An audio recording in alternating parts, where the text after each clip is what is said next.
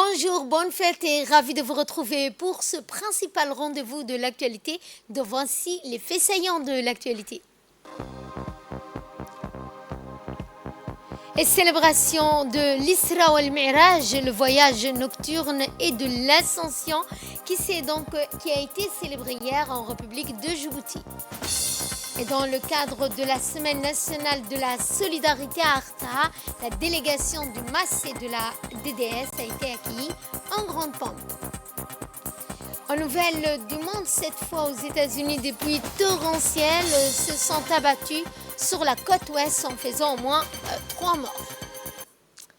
C'était les titres. Place au développement et nous entamons ce journal par la célébration d'Isra wal Mi'raj.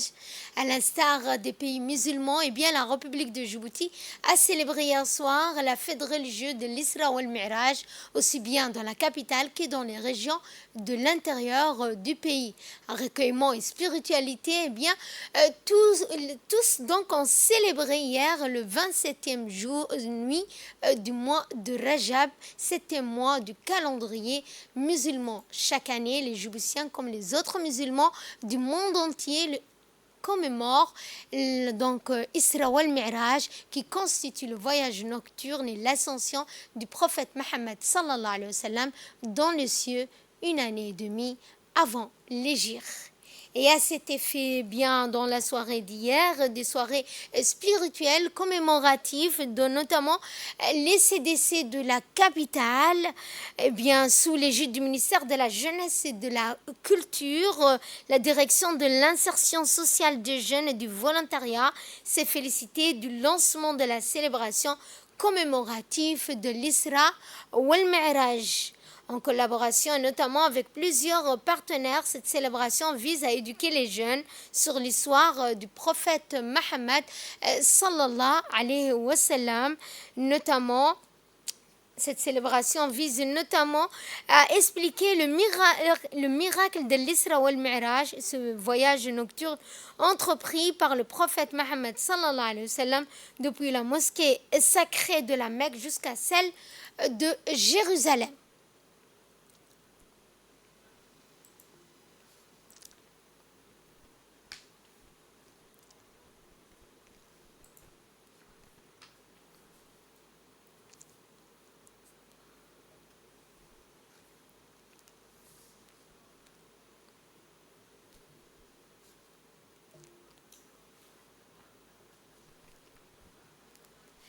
Toujours en ce qui concerne les commémoratifs de l'Isra wal Mi'raj, toujours au rendez-vous pour célébrer cette fête religieuse chaque année. Une série d'activités se déroule tout au long de la journée, mais aussi dans la soirée. De plus, des conférences religieuses, des débats sous forme de table ronde ont eu lieu dans les CDC d'Anguilla, offrant également aux jeunes l'occasion de discuter et de poser des questions sur les préceptes religieux, dans le même temps des célébrations, des activités, notamment en expliquant ce qu'est l'Isra wal Mi'raj.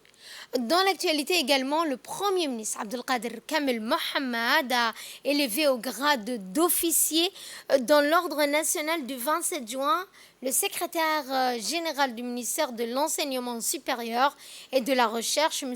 Aboubakar Hassan, et le professeur de l'Université de Montpellier, directeur du Centre spatial universitaire de Montpellier, M. Laurent Dussault.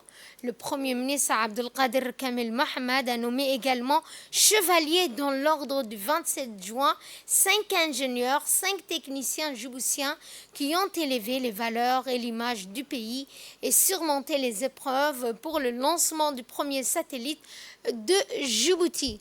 Réalisé avec succès, bien probant, le déploiement du satellite indique notamment la réussite de la formation spatiale de cette fine fleur de la jeunesse de notre pays.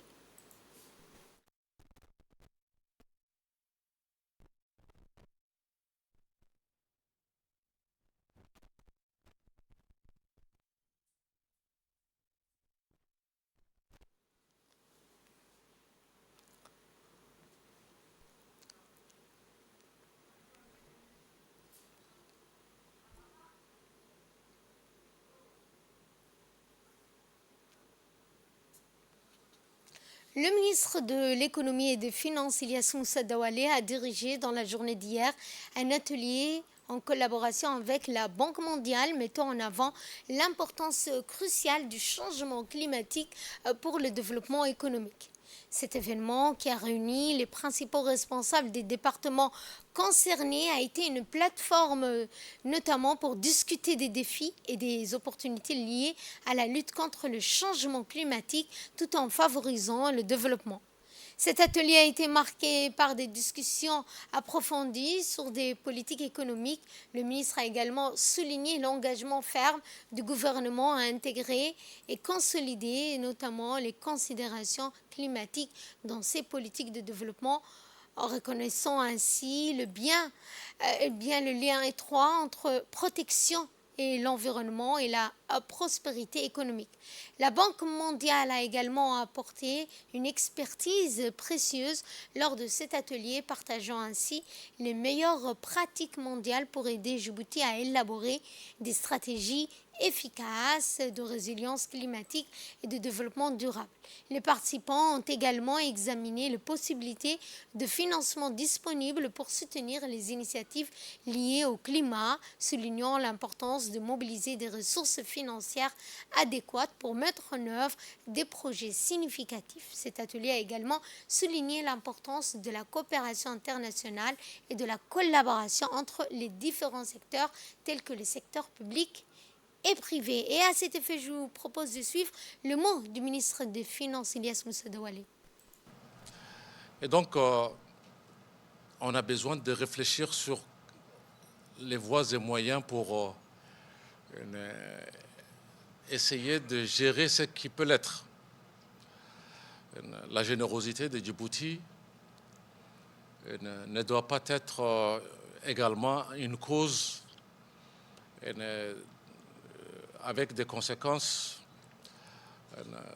que personne ne peut imaginer. Il n'y a pas un pays au monde, même les plus généreux, qui ont des proportions pareilles. En Europe, en Amérique, quand ces proportions arrivent à 2-3% des migrations illégales, non documentées, c'est la fin du monde. Et pendant ce temps, Djibouti continue à partager le peu que nous disposons. Donc il y va de la responsabilité de tout le monde, mais au-delà de partager les risques, c'est vraiment d'être proactif. La sécurité alimentaire en est une autre cause. Et le phénomène géopolitique régional et international renforce notre détermination et l'intérêt qu'on doit porter sur comment rendre notre assiette un peu plus souveraine, un peu plus indépendante. Un petit conflit interethnique chez nos voisins, c'est la rupture de la chaîne d'approvisionnement de Djibouti. Covid, on a vu ses conséquences.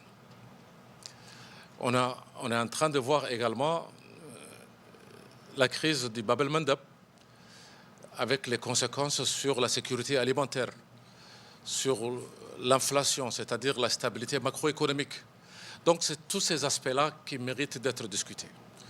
Je ne vais pas laisser sans dire un mot sur nos infrastructures. Ces infrastructures sont mises à mal. On remarque l'état de dégradation de nos routes intérieures, de nos infrastructures urbaines. Il n'y a pas une route à Djibouti-Ville qui n'a pas été affectée par cela. On va parler également de cette migration intérieure et extérieure, c'est-à-dire régionale, sur l'habitat. Les bidonvilles qui se multiplient à vue d'œil sont les conséquences également de ce climat. Et j'en passe. Donc, notre approche ne peut être qu'une approche holistique. Dans l'actualité également, le Nouvel An chinois a été célébré à Djibouti et notamment au lycée Hoden 4. L'Institut Confucius de Djibouti, en collaboration avec le MENFOP et l'ambassade de la République populaire de Chine en République de Djibouti, a organisé lundi la cérémonie de célébration du Nouvel An chinois et marquant également la fête du printemps 2024. Cette cérémonie a vu la participation du ministre de l'Éducation nationale, Moustapha Mohamed Mahmoud.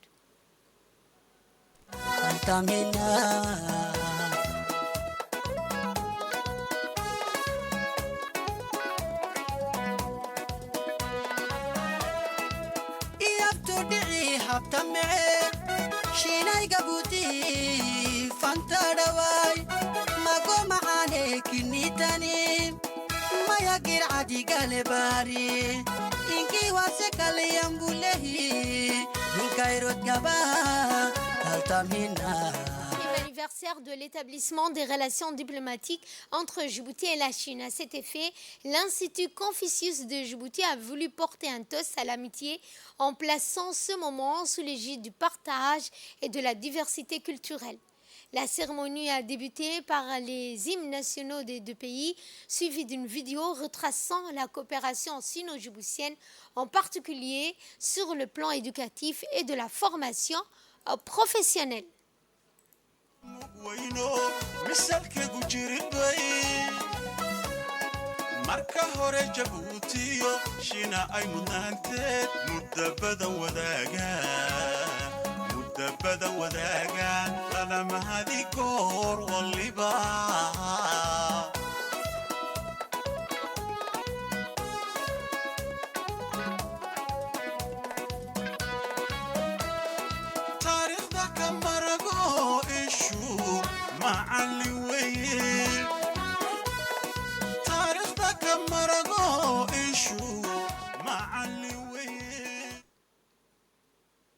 Bien, lors de son intervention, l'ambassadeur de Chine à Djibouti, M. Hu Bin, a indiqué que son pays entend renforcer davantage les échanges et la coopération avec le ministère de l'Éducation nationale de la formation professionnelle afin d'apporter donc et de porter haut l'amitié sino-djiboutienne.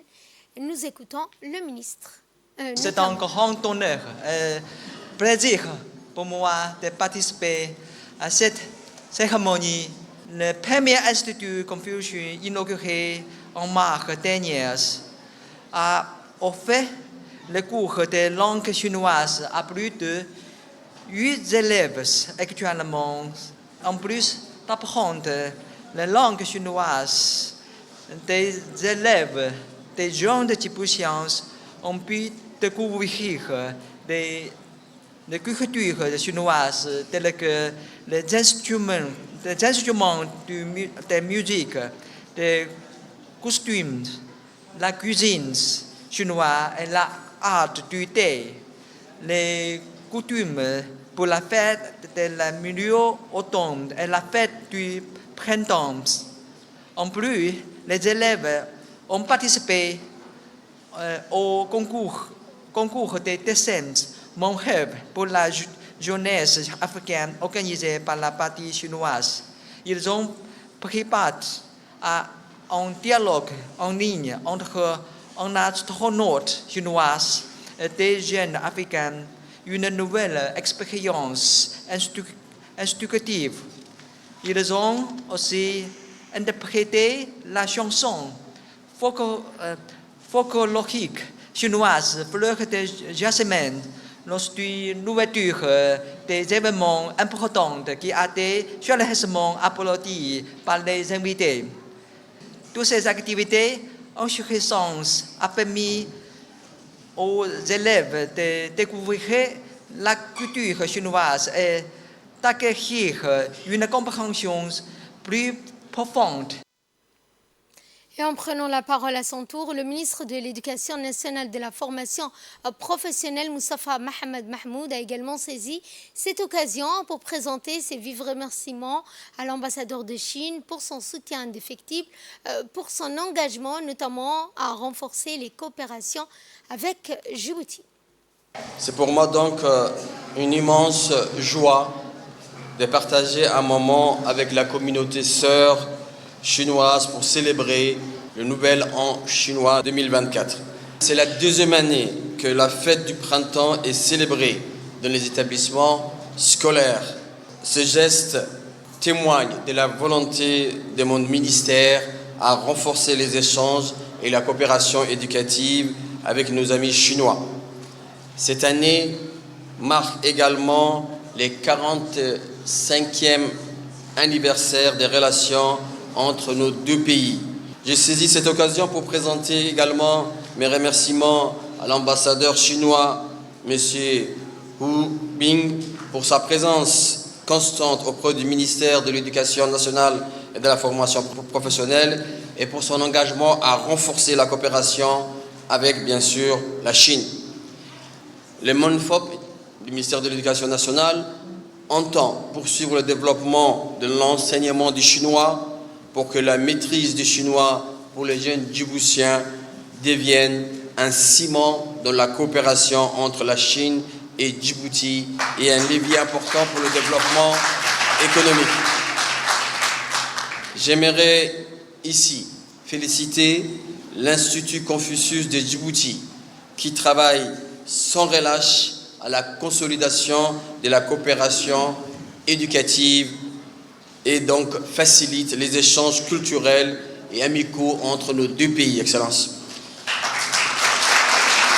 Mes remerciements également aux proviseurs et aux enseignants chinois pour leur soutien à l'enseignement des Chinois et pour la qualité de leur travail.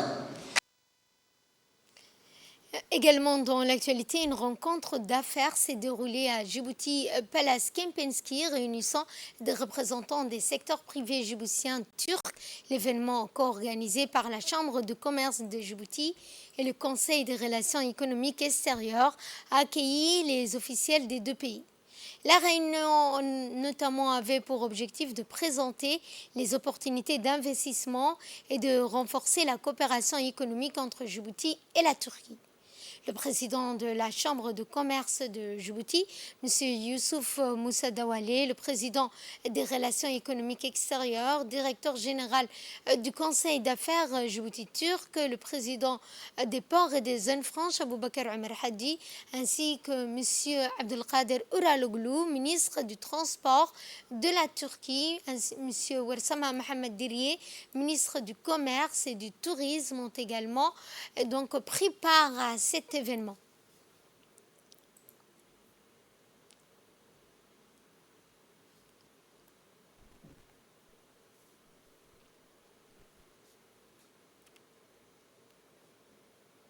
C'est important qu'il y ait une délégation importante des hommes d'affaires turcs qui nous rendent visite. C'est la 5e commission mixte. Et donc, c'est une opportunité pour nous tous que des hommes d'affaires turcs viennent rendre visite à Djibouti pour discuter avec des homologues djiboutiens et de faire avancer, je dirais, les opportunités d'affaires.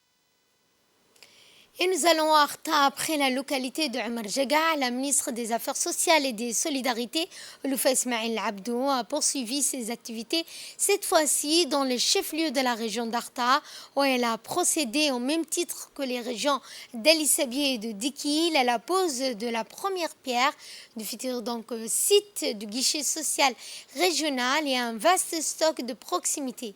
Le but étant d'intervenir rapidement dans les régions pour aider les populations nécessiteuses et les plus vulnérables.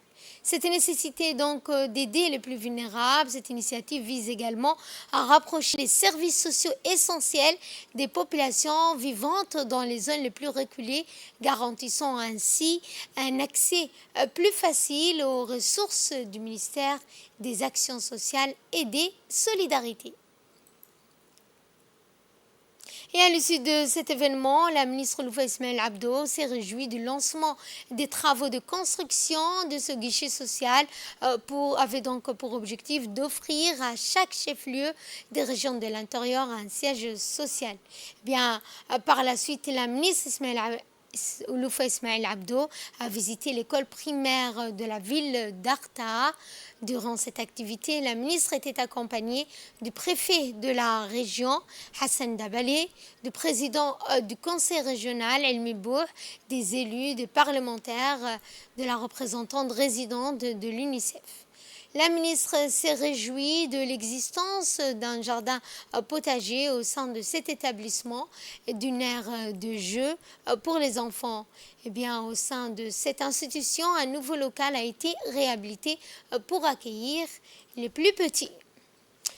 Et pour clôturer en beauté eh bien, cette troisième étape de la semaine de la solidarité, la ministre des Affaires sociales et des Solidarités, Ouloufa Ismail Abdo, a également rencontré les femmes de la ville d'Arta au conseil régional d'Arta. Un événement durant lequel elle a été entourée des autorités de la région, de ses proches collaborateurs. Elle avait notamment remis un chèque d'un montant de 5 millions de nos francs à l'institution en charge de la voirie d'Arta. Le service de la voirie d'Arta en charge de la collecte et de la gestion des déchets et des ordures ménagères dans les différents...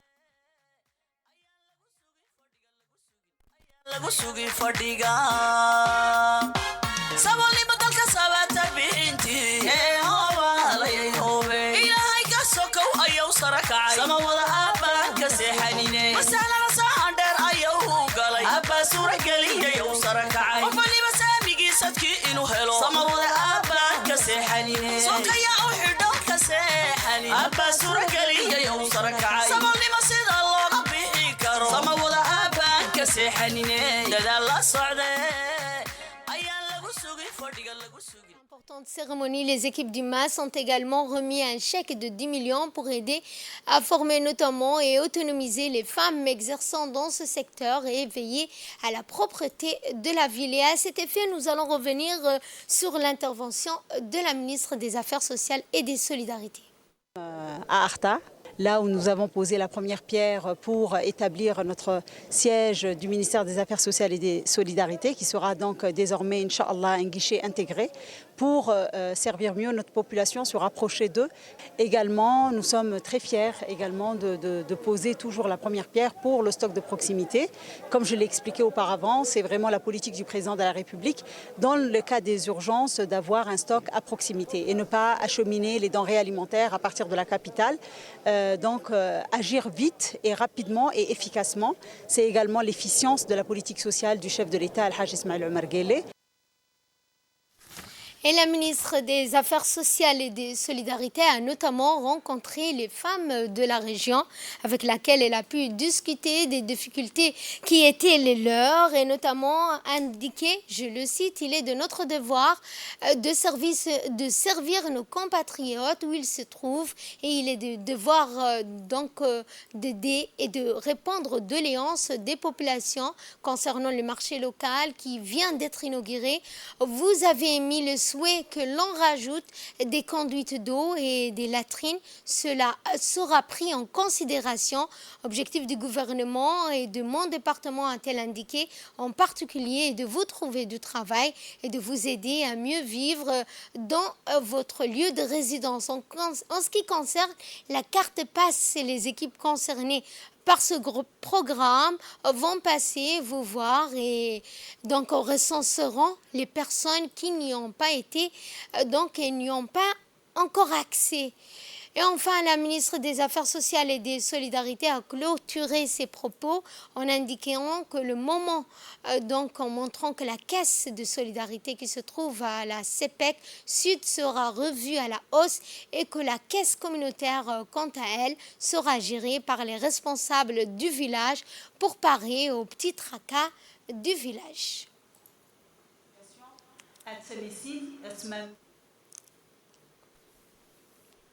Le ministère du Commerce et du Tourisme, donc nous allons parler de cette inflation et spéculation, les commerçants sur la sellette. Dans une situation préoccupante pour les consommateurs djiboutiens, le ministère du Commerce et du Tourisme a récemment constaté une tendance haussière injustifiée des prix et des produits de base sur le marché. une situation qui ne se passe pas inaperçue et qui soulève de vives interrogations quant à la responsabilité des commerçants et à leur respect des prix homologués établis par le ministère. Face à cette flambée des prix, le ministère exhorte les commerçants à faire preuve de plus de responsabilité en ce qui concerne le respect scrupuleux des prix homologués conformément à la réglementation commerciale en vigueur. Et à cet effet, nous avons sur le plateau avec nous Monsieur Daher Jibril. Bonjour Monsieur. Bonjour Fardous. Vous êtes conseiller technique du ministère du Commerce. Eh bien, ma première question concerne cette inflation. Eh bien, cette inflation qui ne passe pas inaperçue sur le marché djiboutien et qui, donc, vous êtes là sur ce plateau pour apporter eh bien, des éclaircissements en ce qui concerne ces inflations. Oui, Fardous, merci beaucoup. Nous assistons ces derniers temps à l'agissement de personnes mal intentionnées qui font circuler des fausses alertes, des fausses rumeurs en profitant de la situation de la mer Rouge pour inciter certains commerçants à créer des hausses de prix injustifiées. Donc, nous ne tolérerons pas ces agissements et je mets au clair que la situation de la mer Rouge ne nous a pas encore impactés. En aucun cas. Donc, j'exhorte à la population de rester calme, de ne pas prêter attention aux rumeurs, aux fausses rumeurs qui circulent comme ça. Nos dirigeants ont déjà l'expérience de gérer les fluctuations comme ça. Certes, nous avons eu des fluctuations auparavant, mais c'est fini maintenant. C'est fini. Nos dirigeants, à commencer par le président de la République, qui a injecté de l'argent pour enlever toute taxe sur les produits de première nécessité, ont l'expérience de gérer depuis le Covid et la guerre de l'Ukraine. Vous voyez? Donc, je lance, pour profiter de cette occasion, je lance une mise en garde aux commerçants, eux aussi mal intentionnés, qui s'apprêtent à faire des hausses de prix injustifiées. Et je leur dis,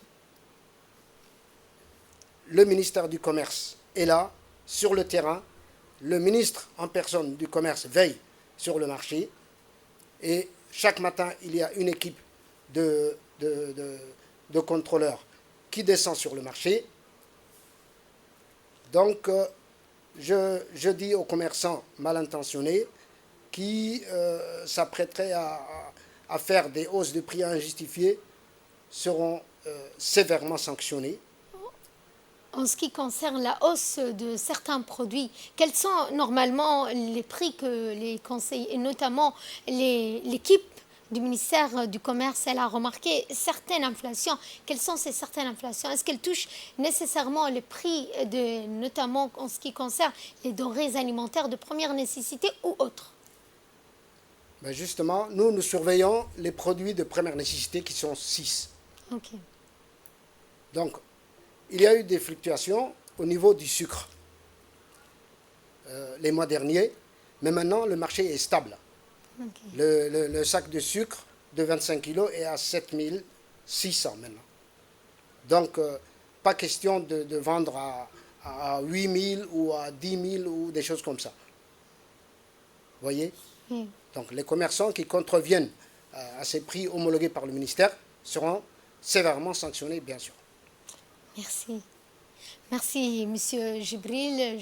J'indique que vous êtes le conseiller technique au ministère du Commerce. Merci d'avoir répondu à nos questions en ce qui concerne les inflations que certaines personnes ont remarquées sur le marché local et indiquant notamment que des mesures ont été prises pour réprimander commerçants mal intentionnés. Voilà. Merci.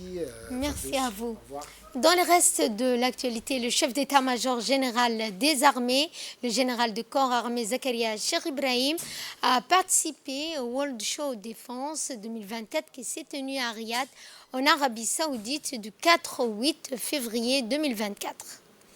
Eh bien, le World Show Défense est un événement international qui réunit les acteurs du secteur de la défense, de la sécurité, ainsi que les représentants des gouvernements, des organisations régionales et internationales, des médias.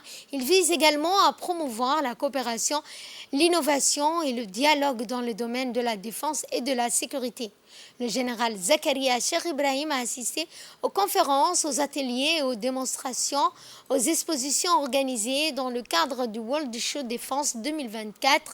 Il a également rencontré plusieurs de ses homologues, des responsables de l'industrie de la défense, afin d'échanger sur les enjeux et les opportunités de la coopération militaire et de la modernisation des capacités de défense.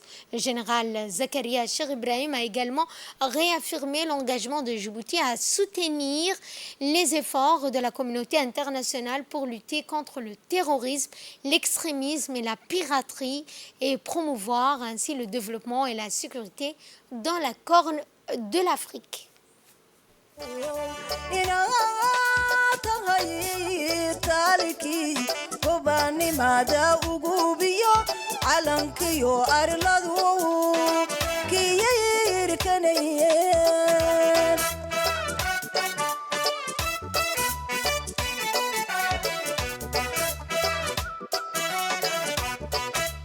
tahay awoodii lagu aarsanayay ma og tahay askariyo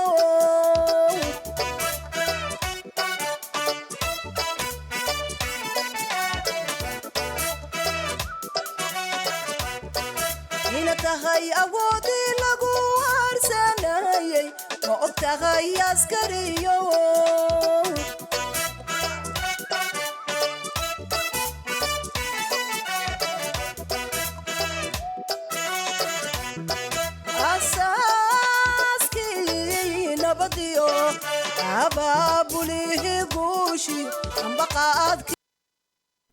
Retour à Djibouti avec cet atelier de formation sur la cyberdiplomatie qui s'est tenu à l'Institut des études diplomatiques. Cet événement organisé par l'Institut des études diplomatiques du ministère des Affaires étrangères de la coopération internationale en partenariat avec le ministère de l'économie numérique et de l'innovation vise à renforcer les compétences des cadres du ministère des Affaires étrangères et des coopérations internationales, des diplomates djiboutiens ainsi que des responsables des dossiers internationaux.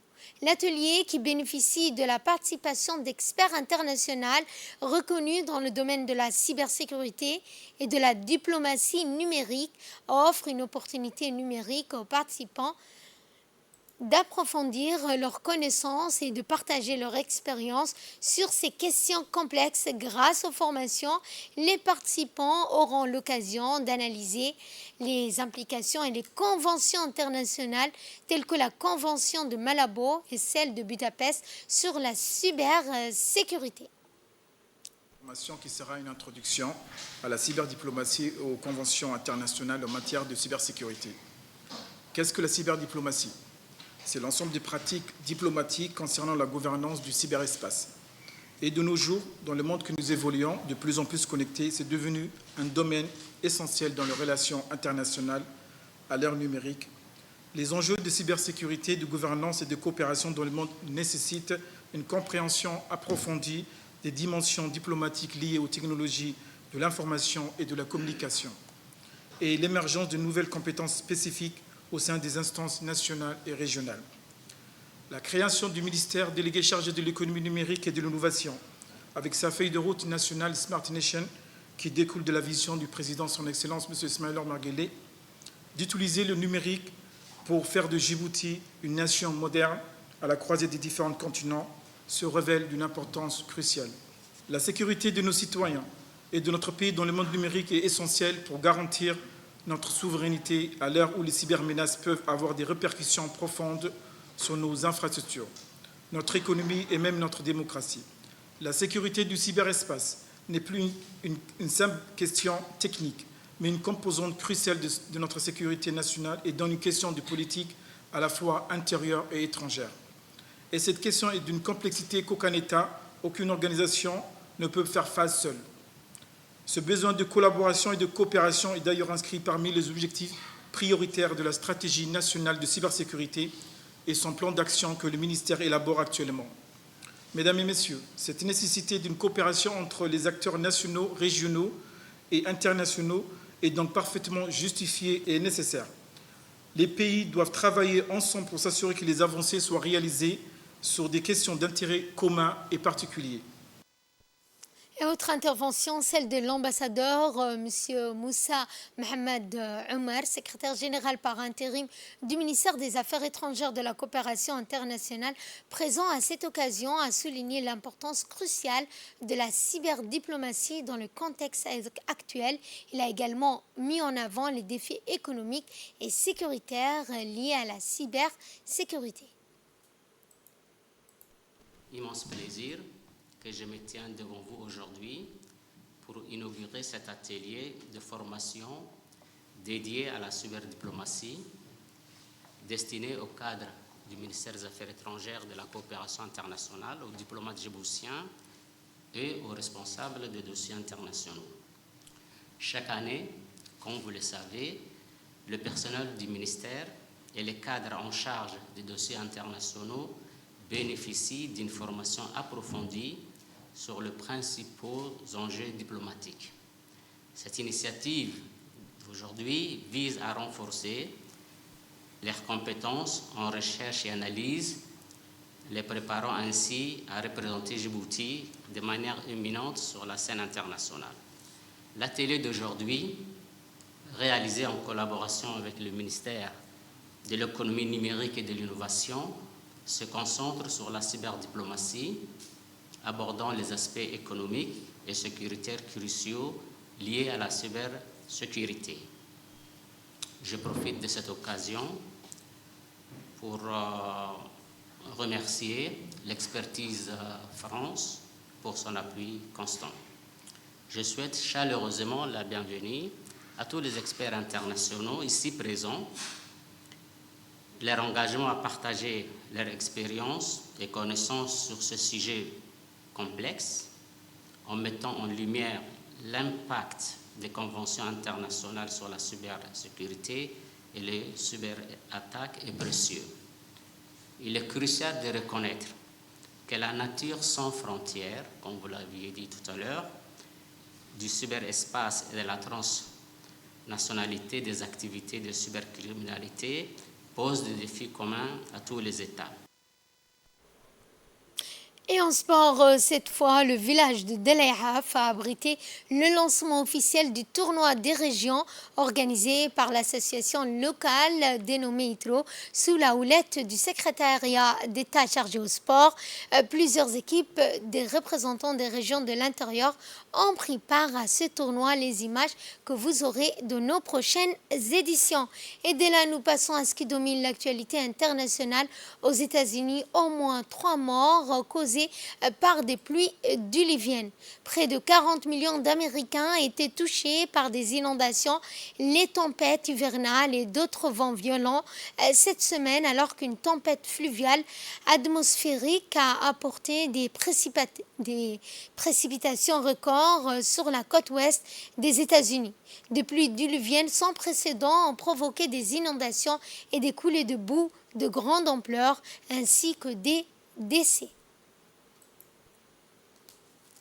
À Gaza, cette fois, le Premier ministre israélien Benjamin Netanyahou a rejeté la proposition de cessez-le-feu et s'est engagé à poursuivre l'offensive militaire israélienne à Gaza.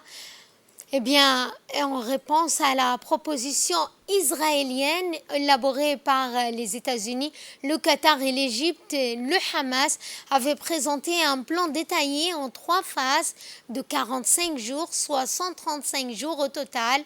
Le plan prévoyait également la libération progressive de tous les otages israélien en échange de centaines de prisonniers palestiniens et de retrait des troupes israéliennes de Gaza. Le ministre espagnol de la Jeunesse et de l'Enfance a déclaré que les Palestiniens vivent sous la faim, les bombardements et les génocides en raison de la poursuite de la guerre israélienne dans la bande de Gaza. Depuis plus de 4 mois, le conflit a provoqué également des destructions massives, des catastrophes humanitaires sans précédent, c'est ce qu'a indiqué également l'ONU. C'est la fin de ce journal. Merci à vous de l'avoir suivi. Excellent après-midi à toutes et à tous.